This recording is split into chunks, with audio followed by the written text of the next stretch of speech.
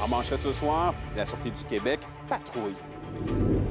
Opération en sécurité routière du 10 au 16 octobre. Pas 117 qui est dangereux, c'est les conducteurs. 2 jeunes candidats brillent par leur implication. C'est les jeunes familles aussi qui font faire le dynamisme, qui vont garder nos écoles ouvertes, qui vont faire rouler l'aréna et tout. Et le CISAT inspectera ses chariots électriques. Ici, Anthony Dallaire et le TVA 18h débute maintenant.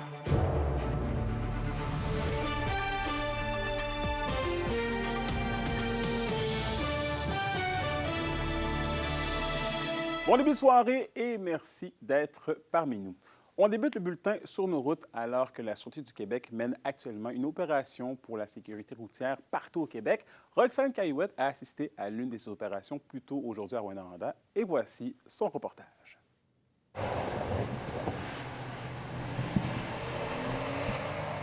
La Sûreté du Québec intensifie ses interventions policières sur le terrain et ce, à compter d'aujourd'hui jusqu'à jeudi prochain. Ce qu'on fait vraiment, c'est on met l'emphase sur les distractions, sur les comportements à risque.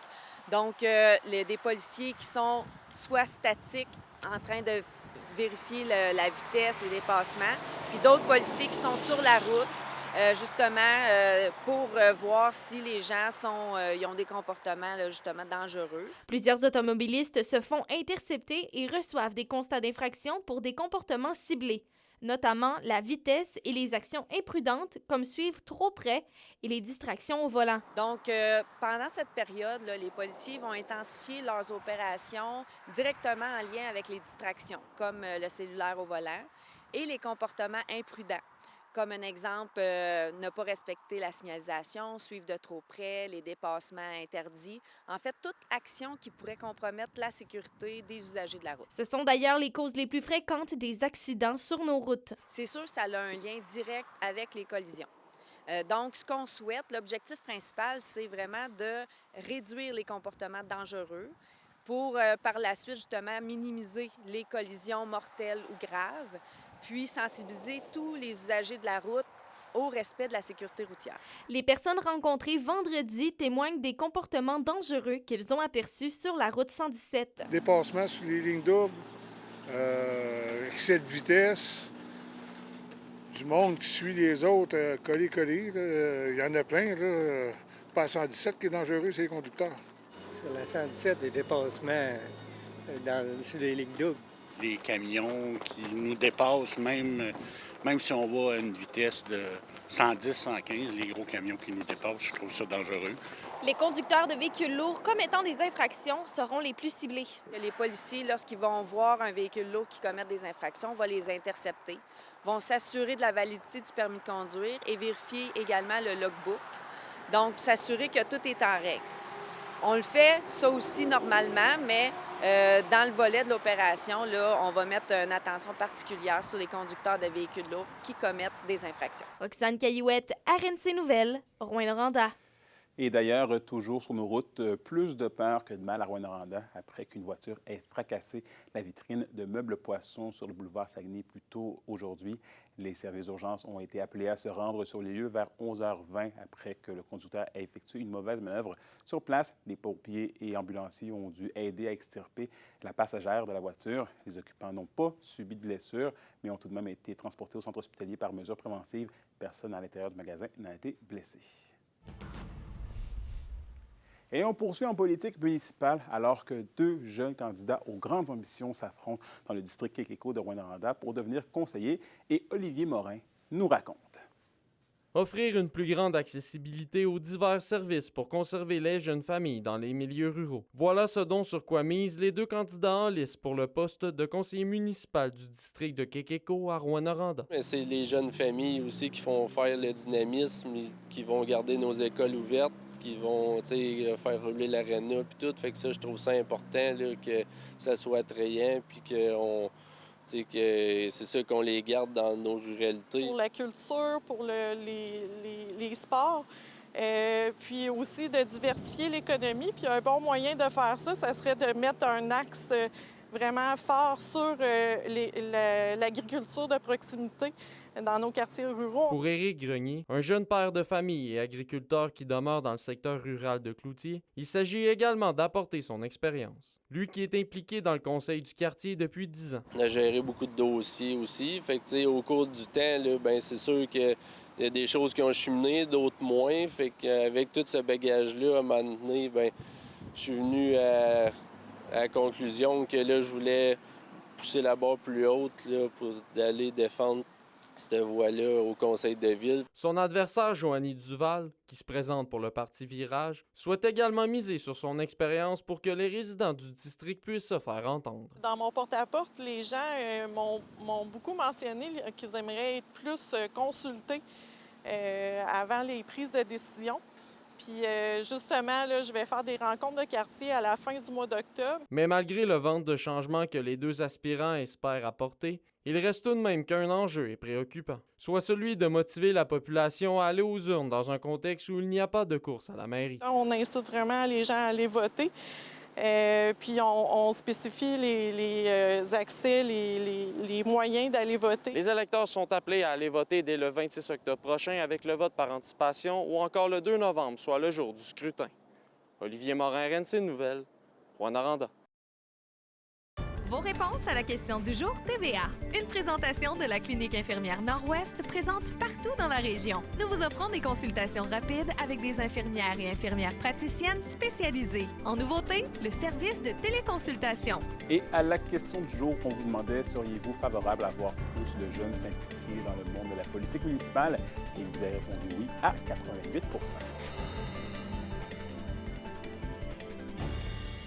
Et on poursuit en politique fédérale 6 mois après son entrée en fonction. La députée libérale d'Abitibi, Baie-James-du-Navik-EU, Mme Mandy Goldmasty, tire un bilan positif de son travail, à commencer par l'organisation du caucus québécois de son parti à Val-d'Or en août dernier, où plusieurs ministres et députés ont pu prendre le pouls d'acteurs locaux. Celle qui est aussi ministre mentionne avoir tenu plusieurs rencontres avec des maires et mairesses de sa circonscription, où l'accès au logement et l'immigration ont été abordés. L'élu originaire de Waswanipi rappelle avoir réussi à ce que son gouvernement octroie plus de 2 millions de dollars à l'industrie minière. Et dans le monde de la santé maintenant, le CIS de l'Abitibi-Témiscamingue confirme avoir pris connaissance du rapport d'incendie du 2e étage de l'hôpital de Rouyn-Noranda et inspectera tous ces chariots Avalo ACM. Selon le service de sécurité incendie, c'est ce type d'appareil qui avait déclenché le brasier après qu'il ait complètement fondu. Le CISAT confirme en posséder 5 à travers ses installations. De son côté, Santé Québec affirme vouloir émettre de potentielles recommandations provinciales concernant l'utilisation et l'entretien de ces chariots à médicaments. L'indice boursier minier au TVA Nouvelle 18h est une présentation de GFM Groupe Financier. Dirigeants d'entreprises et particuliers, fiez-vous aux experts de GFM pour vos placements, assurance de personnes et assurance collective. Car pour vous, ils vont au-delà de la finance. Salut tout le monde, c'est Mélanie Couture. Ce soir, je suis au Théâtre du Cuivre et je vous en parle après la pause dans la chronique culturelle.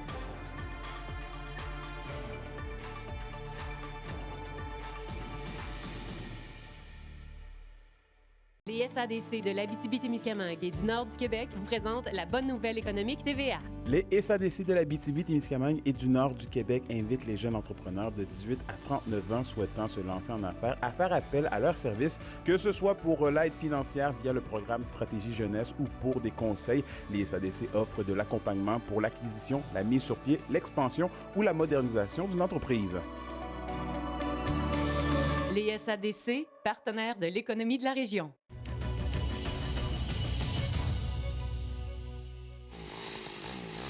Tu veux faire ça? Ça? Ça? On a ce qu'il faut!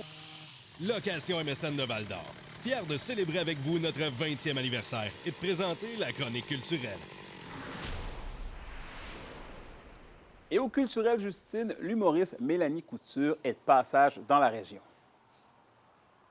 Dans ce deuxième spectacle solo, Anthony, Mélanie nous invite à voir les choses sous un autre angle. Alors, à travers sa façon intelligente d'attaquer les sujets les plus intimes, son rire contagieux, ses propos crus et bien sûr son talent pour dénouer les tabous, Mélanie Couture vous fera passer une belle soirée pleine de rire. Voici un petit aperçu de l'ambiance qui vous attend ce soir. Imagine un fin de semaine dans un chalet avec des filles puis des gars, puis que là, à un moment donné, il y a un peu d'alcool qui coule à flot. Puis là, tout le monde se met à parler un peu plus d'intimité puis d'affaires qui sont un peu secrètes, puis les affaires drôles qui sortent, puis les affaires honteuses qui sortent. Puis là, les enfants, ils montent en haut chercher des chips, là, tout le monde arrête de parler un petit peu. Puis là, quand les affaires descendent, tout le monde recommence. C'est ça, mon show. Mais il y a des affaires qui sont super niaiseux, là, comme genre, tu es dans un buffet, tu penses que c'est un carré de fromage, tu croques là-dedans, c'est un carré de beurre. T'es comme, tabarouette, ça change tout. T'sais. Ou, mettons, quand tu te mélanges entre ton lubrifiant puis l'antiflogestine. Ça change tout. Là, tu le sais. Mais je pense aussi des fois qu'avoir un enfant, ça change tout. T'sais. Fait qu'il y a tellement de sujets que je peux aborder avec un titre comme ça que je m'amuse à y aller un peu partout. Là. Pure couture, j'embarquais tranquillement dans le sujet de la sexualité parce que je me disais, les gens me connaissent pas, ne savent pas que j'ai un bac en sexologie, on va pas les brusquer. Deuxième show, je me dis, t'as pas vu le premier, tout bad. Fait que j'embarque direct, puis on a du fun direct, puis tu sais, les gens, les oreilles leur frisent au début ou ils leur frisent pas pantoute. Tu sais, même ça marche. Mélanie Couture est en spectacle ce soir au Théâtre du Cuivre. Elle sera demain du côté de Val-d'Or au Théâtre Télébec et elle est en région depuis quelques jours déjà et on peut dire que l'Abitibi-Témiscamingue lui fait vivre des expériences inoubliables. On est aux anges. Pour vrai, mis à part le public, là, qui déjà a un dans mon cœur, là, on est allé à Amos. On jouait un soir d'arc-en-ciel qui est sorti comme par magie au-dessus du théâtre. Le lendemain, il y avait un renard quand on prenait notre café. J'étais comme, ben voyons que le paradis est à Amos. Qu'est-ce qui est en train de se passer? Fait qu'à chaque coin de pays qu'on fait dans l'Abitibi-Témiscamingue, parce qu'on a fait le Témiscamingue aussi avec Ville-Marie, je suis éblouie par les paysages et les gens et leur chaleur et leur rire qui sont, tu sais, des gros rires gros le fun, là. Tu sais, du monde qui n'a pas peur de rire puis qui sont comme, m'en fous que tu me regardes rire à la gorge déployée. Du monde déniaisé, là, c'est le fun. Les fameux renards d'Amos. Et un événement mode pour une bonne cause aura lieu à Rouyn-Noranda le mois prochain. Oui, Anthony, c'est le vide dressing au profit d'Alternatives pour elle qui aura lieu le 15 novembre prochain au Club de l'Âge d'Or à Rouyn-Noranda sur la rue Dallaire. Alors, l'événement est à la recherche de personnes en ce moment qui désirent vendre leurs vêtements. Alors, c'est le temps de faire un bon ménage de garde-robe. En plus, c'est pour une bonne cause. Alors, si jamais vous voulez réserver votre table pour vendre votre linge, juste à appeler au numéro qui est affiché à l'écran. Voici un petit aperçu de ce qui vous attend autant comme client que comme vendeur. C'est un événement, en fait, c'est que les filles louent une table, filles, garçons, peu importe. Là, maintenant, l'événement est pour toute la famille. Tu loues ta table, tu vends tes vêtements, puis les gens viennent acheter. Donc, ce qui est le fun, c'est qu'il y a une belle variété. Puis c'est vraiment un événement, si tu aimes la mode, fashionista, puis si tu as une conscience aussi éco-responsable, bien, c'est encore plus intéressant parce que c'est que des vêtements qui ont été... C'est ça, c'est de seconde main, mais qui sont encore de très belle qualité. Il y a des filles, là, ils ont des vraiment beaux vêtements, des marques, là, vous allez trouver de tout. Puis c'est vraiment bien fait. Là. Au fil du temps, les filles s'installent, là, des petites boutiques, ils étiquettent. C'est vraiment, là, ils prennent vraiment le truc à cœur. Puis depuis 2 ans, j'ai décidé que je voulais donner les profits à un organisme, puis j'ai choisi Alternatives pour elle. Alors, ne manquez pas ce fameux vide dressing au profit d'Alternatives pour elle qui aura lieu le 15 novembre prochain. Ajoutez-le à votre calendrier. Je suis certaine que vous allez faire de belles trouvailles. L'action repart dans la LHGMQ. Les Huskies et les Foreurs auront leur lot de défis dans les prochains jours. On vous dit tout ce qu'il y a à savoir au retour.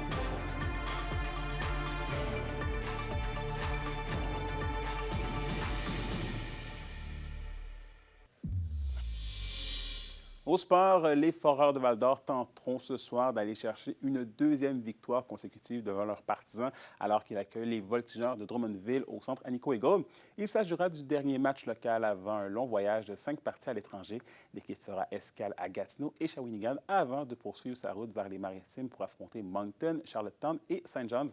D'ailleurs, les défenseurs Benjamin Cossette-Ayotte et Alexis Fortin ont été sélectionnés parmi les 40 meilleurs espoirs de la LHGMQ en vue du repêchage 2026 de la LNH. Bien, c'est plaisant. Écoute, on savait qu'il y avait certainement un beau potentiel, les deux, puis tout ça, mais de voir que plusieurs recruteurs veulent les voir dans ce genre d'événement-là, c'est plaisant. Regarde, on avait quand même 3-4 autres là, que j'aurais aimé qu'ils soient là. Des Jacob Gauchi, ça fait super bien depuis le début de la saison. Ensuite de ça, je peux nommer Édouard Bodard non plus. Il est un an plus vieux, mais je trouve qu'il y a un beau profil pour la Ligue nationale. Puis j'aurais aimé ça également avoir Philippe Veilleux là-bas. Je pense que c'est de plus en plus là. Évidemment, on leur donne plus de responsabilités, toutes les deux. Je trouve que leur implication physique est là davantage. Ils sont plus forts physiquement, ils ont grandi, sont plus gros également. Donc, je trouve que leur implication physique est là davantage, qui nous aide beaucoup. Puis, ça paraît aussi que c'est leur deuxième année. Leur confiance avec la rondelle, leur prise de décision avec la rondelle est beaucoup meilleure. Donc, pas mal content de ça. Et de leur côté, après une fin de semaine parfaite à domicile, les Huskies de Rouyn-Noranda ont pris la route vers les Maritimes pour un séjour de 3 matchs. Le tout débute ce soir et demain face aux Eagles du Cap-Breton. D'ailleurs, le score est présentement de 1-1. Les hommes de Steve Hartley se dirigeront ensuite vers St. John's pour une rencontre lundi soir face aux Sea Dogs. Les Huskies devront toutefois se débrouiller sans leur joueur étoile suisse, Lars Steiner, blessé au haut du corps. Il sera à l'écart du jeu pour une période de 6 à 12 semaines. La Meute retrouvera ses partisans le 24 octobre prochain face aux Voltigeurs de Drummondville. La météo, une présentation de Nicole Auto de la Sarre, la capitale du pick-up. Où vous y trouverez toujours le meilleur choix, toujours le meilleur prix. Bon, la météo, Justine, une soirée pluvieuse s'annonce à l'horizon. Effectivement, Anthony, on a déjà une faible pluie en ce moment, mais c'est seulement quelques gouttes et il ne faut pas s'inquiéter parce que le soleil va revenir juste à temps pour toute la fin de semaine. Alors pour ce soir et cette nuit, comme mentionné, eh bien, on a quelques averses au menu avec un petit peu de brouillard au courant de la nuit et de bon vent tout au long de la soirée. Du côté de la température, eh bien, c'est un minimum de 6-7 qui est attendu sur l'ensemble du territoire. Alors pour demain, eh bien, une alternance de soleil et de nuages est attendue avec un petit peu de brouillard, mais qui va se dissiper assez vite le matin et un maximum de 15. Et en aperçu pour dimanche, eh bien, ce sera ensoleillé avec un maximum de 19. C'est un long week-end ensoleillé, du soleil de bord en bord qui nous attend, Anthony. Alors, il faut bien en profiter. C'est une fin de semaine d'automne assez parfaite. Si on le note, puis bon week-end à vous.